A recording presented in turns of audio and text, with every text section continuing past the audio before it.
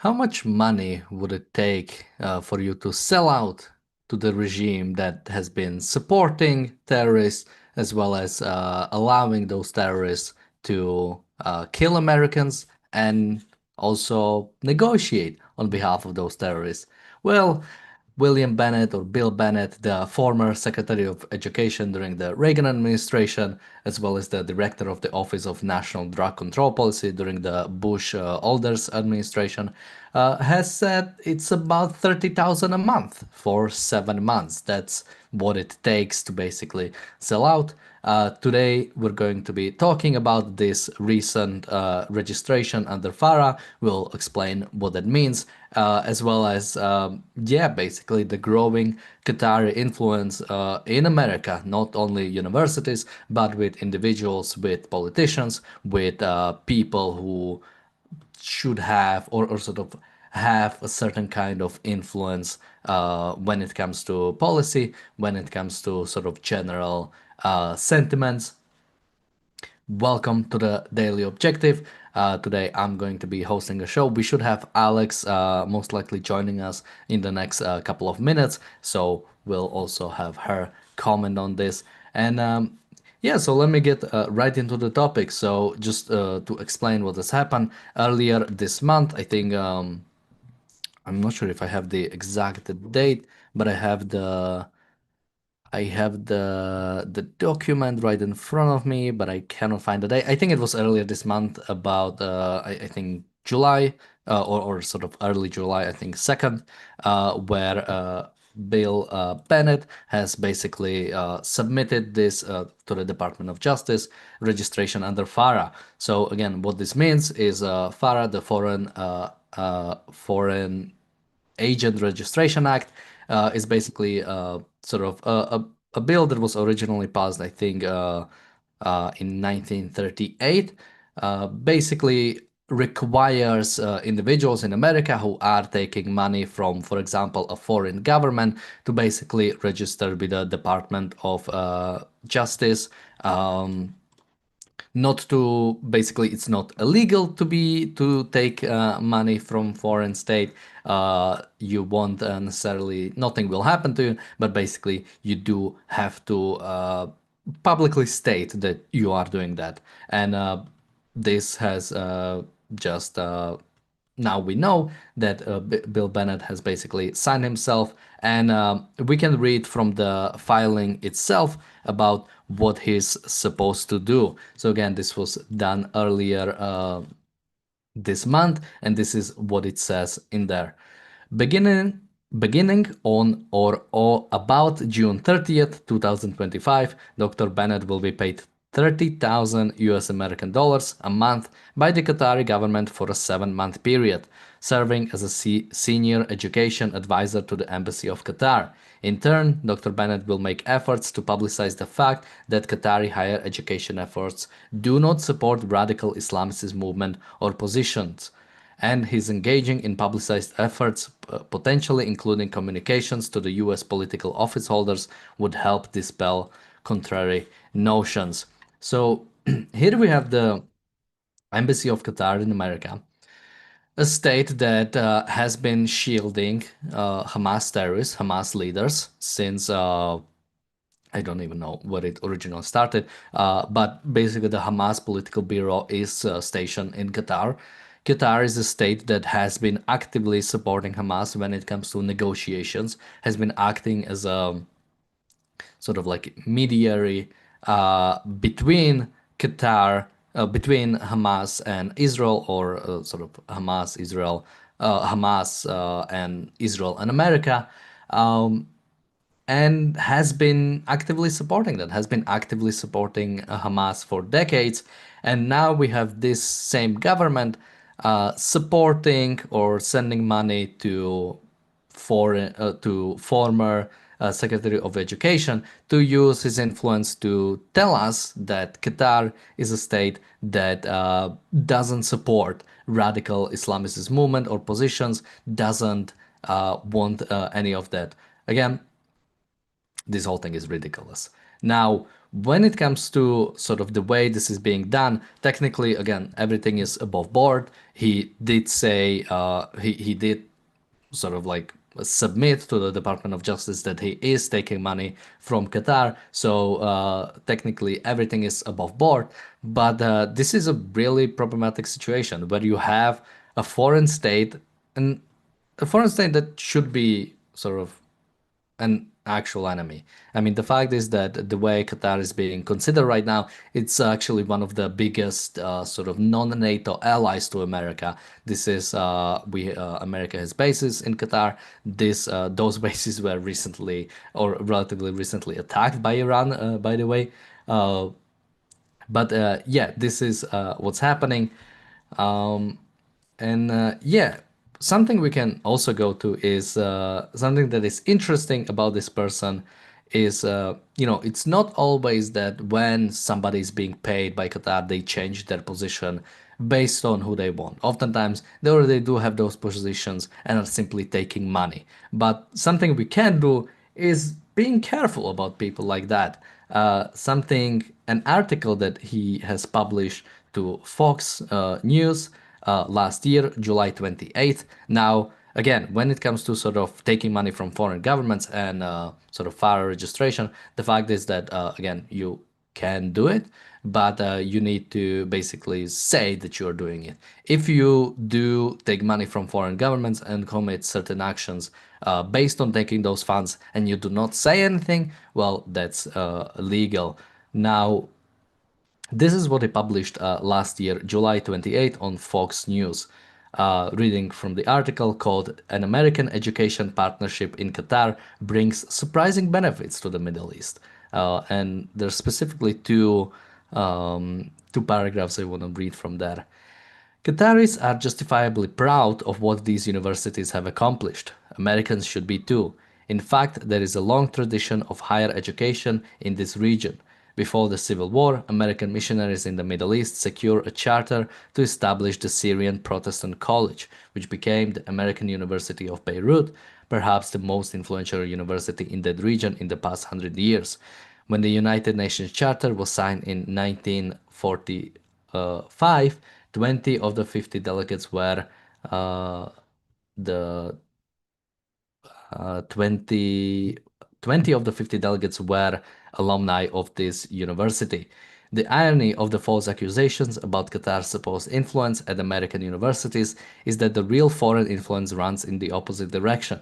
Certainly, generations of young Qataris are profoundly influenced by the six American universities operating in Qatar, and the Qatari branches of these six American universities there have been no reports of anti-American or anti-Semitic protests. Some of the main campuses of American universities could learn from their Qatari branches. There will be a better course and a wiser one than denigrating Qatar as it seeks to strengthen its relationship with the United States. Somebody in the chat says, I hope he had any USA security clearance removed clearance. I would assume so. Again, the last time I think he was actively involved in politics. I don't have it open right in front of me, but it was during the Bush elder administration, so decades ago. So hopefully so. But again, this is not unique, and this is not even something that's hidden, right? Qatar is an American ally officially. Qatar is viewed as somebody friendly to the American regime and has been so for a while. So even if he had even if he was actively in administration, it wouldn't be looked at as something suspicious. The fact is that we allow for this to happen. He is talking about that. He in specific this article it was talked about it was last year, so big thing back then was still campus intifada, which we will actually be talking about a little bit more on the reality show. And the fact that he was, I think rightfully so, speaking out against the anti-Semitism at the U.S. colleges, against sort of the so-called protests that has been going on against Israel, part of the BDS movement. And now he is saying that the fact that there is a relationship between Qatar and the United States is actually beneficial for the United States because Qatar is getting some of our own ideas. But the fact and that the fact that in Qatar they don't have these kind of protests. But why would they have this kind of protests? Qatar is actively supporting like Hamas, is actively negotiating on the behalf of Hamas, is actively supporting these terrorists that have killed Americans. Why would the protesters in there uh, be against this kind of system? If you had the same students that we have at Columbia in Qatar, they would be celebrating it because this is exactly what they want. They want the victory of Hamas. They want Israel to be wiped off from the face of the planet. This is exactly what they want. Um, and here, again, he's talking about that Qatar has a positive influence. But the fact is, the large reason why there is spreading of anti-Semitism, why there is so much anti-Israel influence, is because of Qatar. Qatar has knows that the best way to affect change in America is, funnily enough, to support the universities, is to spread the ideas of anti-Israel in the universities. This is exactly what has been happening. This is exactly what Qatar is doing, and Qatar knows that this is the way to go. And one of the reasons why I also wanted to bring up the sort of the article from the past is that again, this article is talking about exactly what it says in the FARA registration. Now, of course, we do not know if this person has been taking money from Qatar before. If he has been, then it would be the violation of the FARA, and he could be prosecuted for it. But that's not even, I think it's still sort of something that should be focused. The fact is that this is something I can talk about a little bit later.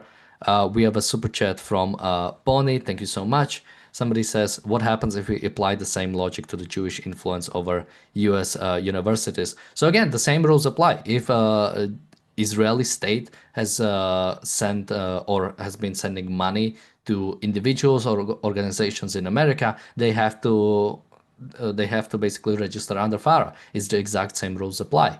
Now, when it comes to sort of influence or sort of the way influence goes, I think there needs to be a qualitative difference. The fact is, if there is a growing influence, and the fact is that the opposite is happening, American universities have been boycotting many of the Israeli universities. But if it was true that there's been a growing influence between Israel and America, that's a good thing. These are allied states. These are actual allied states. These are states that do have shared values. These are also people who do have the shared values. This should absolutely be something positive. Again, what I'm saying here is not that the problem with America is that there is foreign influence. The problem there is the fact that the foreign influence is actively alien or actively enemy of the American sort of way of life, of the American system. That's what should be targeted. So again, when it comes to, well, in this episode, we are talking specifically about William Bennett because this is something that came out today. And I should also mention the way I found out about it is from Aitan Fishburger. So I recommend checking him out on X. I think I'm not 100% sure if he did broke the story, but I think he might have because I've seen it from him at first. And again, this has been true for about 3 weeks. This story or sort of this fact has been, you could be able to find out if you simply looked up the FARA registrations because they are sort of publicly, they're public domain since it's a Department of Justice. And I think he did broke the story. So yeah, the problem isn't even necessarily about this guy. It's the fact that uh, Qatar is growing influence in America. Qatar is achieving a lot of success through its influence, not just simply through direct funding like we see here, but through media like Al Jazeera, the only sort of like Middle Eastern media that has a global impact that people are actually referring to, and is simply a propaganda arm of the Qatari state. There is a problem with Qatar. It's a nation that has to be maybe not directly fought, but is absolutely not an American ally. It's absolutely not something that we should closely associate with. Yet it's something that we are ignoring. It's something that both I mean, pretty much every American administration has ignored, both the Biden and Trump administration for that matter. I think just recently, or I think just today, there was a story that Steve Witkoff is sort of like angry or something because the negotiations for the ceasefire are not going anywhere. Hamas keeps sort of changing its mind. It's not saying what it really wants. But again, it's Qatar. We are not directly negotiating with Hamas. We've never been, besides, I think there was a one call that was directly from American administration to Hamas. But other than that, no, we are always dealing with Qatar or Egypt or I don't know, Oman when it came when it was with Iran. Bonnie in the chat says, so Bennett is promoting a unitary semi-constitutional monarchy under an authoritarian government for 210,000, and it's fine with our government. I mean, yeah, the fact is, this is a public filing. This is not even like Department of Defense is, Department of Justice is going after William Bennett. This is no him just letting American government know I'm taking money from the Qatari state to spread propaganda. Again, we can go to the specific filing. The goal of this is to for Dr. Bennett to make efforts to publicize the fact that Qatari higher education efforts do not support radical Islamist movement or positions. This is not true. He is Qatar is absolutely doing that. He is being paid to basically spread propaganda for the Qatari state. Now, when it comes to sort of should it be legal or not, the I think it's a good question. And the biggest problem we have is the fact that Qatar is considered an ally state. I don't think you can say that because if that was true, then pretty much government could go after anybody, right? If there was if you were an individual in America, even getting paid by allied state like UK, France, or Israel, the government could go after you. So the biggest problem here is I don't even think the specifically him being paid, but the fact that Qatar is considered the fact that this is considered okay, the fact that Qatari state is considered as a ally and therefore can be something okay. Um, Let me look at the chat a little bit. We have a super chat from Bonnie. I'm not sure if I mentioned it. Uh, Thank you so much. Break Yourself says, so Ilhan Omar and Rashida Tlaib good examples too. Omar openly states she's working for Somalia and was still elected. That's a weird line, but I guess she's honest. I don't know much about specifically Ilhan Omar and Rashida Tlaib. If they are taking money from those specific governments, or I think there's more. It's not just specifically government. I think it's also a foreign political party or foreign organization, or yeah. So it's basically anything foreign government, political party, possibly even organization, or even a domestic organization that has ties to foreign governments, foreign political parties, have partnerships with foreign groups. So if they are indeed sort of are taking money or are sort of in some sort of interaction with it and are not openly closing it, then that is a They definitely receive indirect donation for the foreign causes. Yeah, I mean, again, it really depends how specifically. Uh, Somebody in the chat is saying something I exactly would have predicted. Then IPAC giving money to American politicians is bad. Again, not the same thing. If there was a sort of a think tank in, well, again, you have to split morality and legality. If there was a American-based Qatari think tank that is basically advocating for Qatari interests and is giving money to politicians, that would legally be okay. You wouldn't have to even register because it's would be an American organization. If that group was taking money from Qatar, then they have to register as a foreign agent. Um, but then there is the moral difference is the fact that I think so again IPAC is not taking money from Israeli state. It's not a foreign agents. It's a American domestic organization, a PAC, Political Action Committee, that is specifically advocating for interest for sort of cooperation between Israel and America. There is no difference between IPAC and sort of like a what is it NRA or is that am I saying the right thing? The sort of the gun rights action group or any other sort of action group that is sort of advocating for specific things. But again, there's the qualitative difference. The fact is that American partnership with Israel is a moral thing.